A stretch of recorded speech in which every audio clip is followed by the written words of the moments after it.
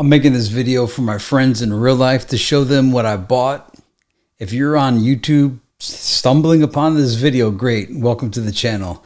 I have a product link to purchase this 12 terabyte hard drive filled with 100,000 games from Amazon below. I bought it for $289, but I also applied a $20 off coupon, which brought the final price lower. So anyway, to my friends, hey guys, I bought this 12 terabyte drive off Amazon. 12 terabytes. There are 2 million files on this drive. I can't imagine the effort it took to make this thing. This thing is phenomenal. I use my Xbox 360 controller as the controller with it, and the way I describe it is sensory overload.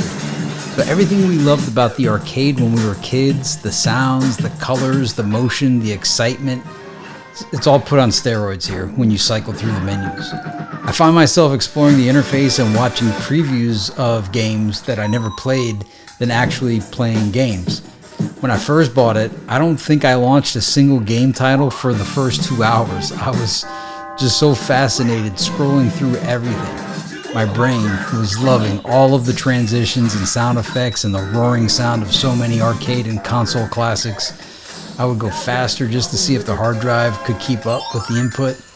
And there's just so many systems on here. Pretty much all of them are on here. I can't think of anything that wasn't. There are also some groupings for game collections, like all of the basketball games, soccer games, fighting games, flying games, space games. I hope I could figure out how to make my own, because there wasn't a football group, American football grouping, and I'd like to scroll through all of the football games at a glance. I'm sure there's a way to do it. I just haven't figured out how to do it yet. The arcade games were great out the gate. Most of them, not all of them. On other emulators, I had to make a lot of adjustments.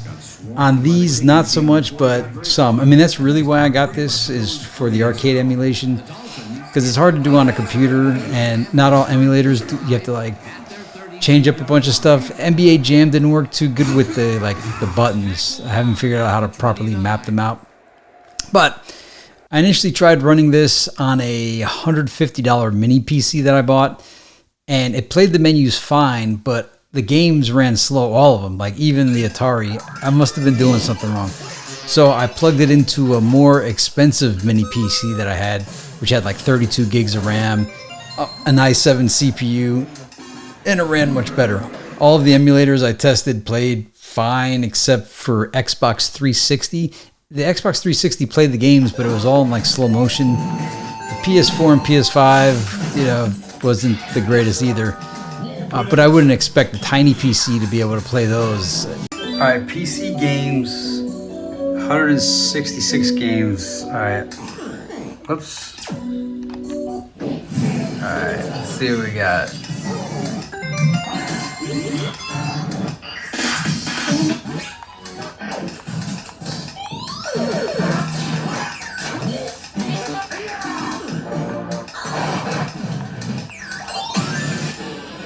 I suspect if you plug this into a powerful gaming system, they should work fine.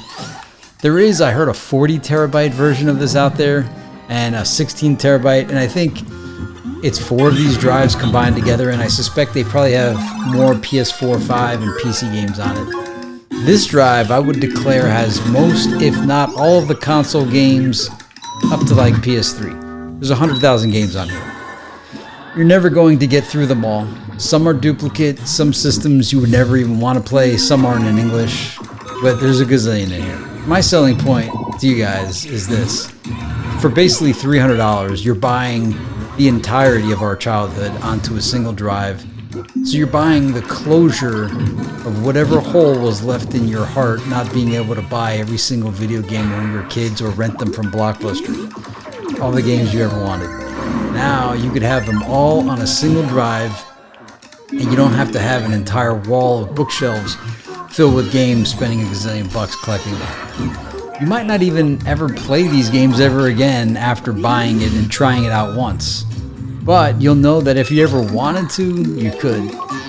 Also, if I ever talked retro gaming with you in the past and told you about this one final arcade game that I could never find ever again, that I played at Johnny's Ice Cream Parlor in the Pillbox Pharmacy Plaza on Taft Street, that I was looking for but couldn't find, but I couldn't remember the name and only described it as a top-down upward scrolling game. You're this guy in like a haunted house with Dracula heads trying to kill you with pots and ghouls and other Castlevania-like creatures, but it's not Castlevania, it's not ghouls and ghosts, it scrolls upward, not left to right. Well, you can be happy that I finally discovered the game. The game was called Kairos. I finally found it. I've been searching all these years. Dude, the closure that I got, this thing's been driving me nuts for like 30 years. I've been wanting to try it again because I only had enough quarters to play it one day. You know, when we were kids, we didn't have that kind of, you know, income. So I finally got to play Kairos. And I had talked to Andy about it, and there was a game that he had always wanted to see, and I was able to find that on there for him as well. So that's what I like about this, is that it gives us a chance to play all these games that we played maybe once and always remembered, or play games that we always wanted to try out, and now we can. For me, this is all about closure. I'm big on closure. There's a lot of things I had hung up on in my mind that I just needed to play these games. I had to beat a bunch of games that I couldn't beat when I was too young and not smart enough, or didn't have the hand-eye coordination developed yet. And beating them helps me get over like these long-lost angsts that I have. So if you have those angsts, this is a way to get over it. Also, this is a big selling point. What sets this apart from other emulation systems that I've played is that Hyperspin has previews for all the games.